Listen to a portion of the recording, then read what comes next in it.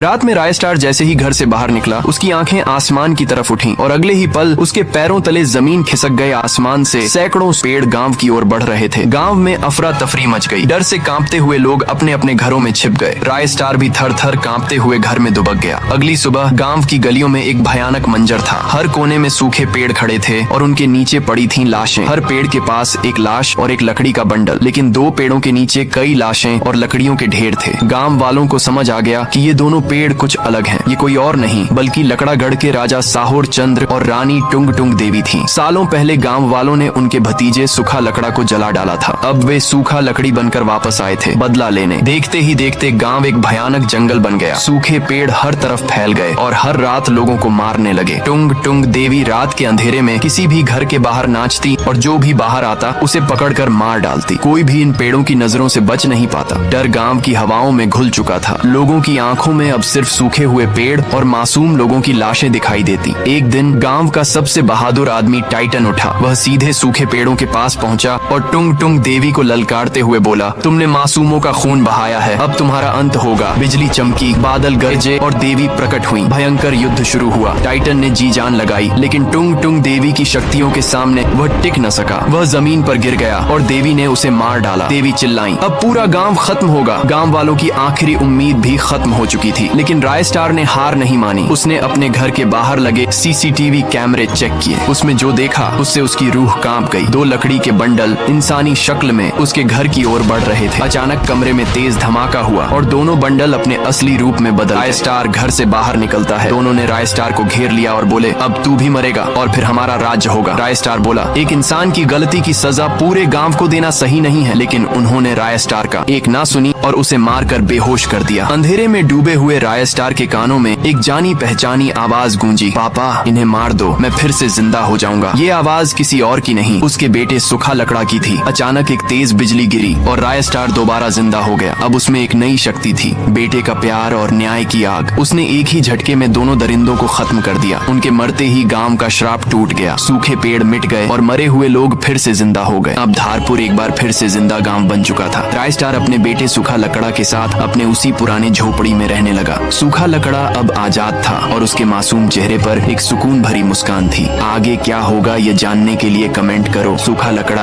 अभी जिंदा है।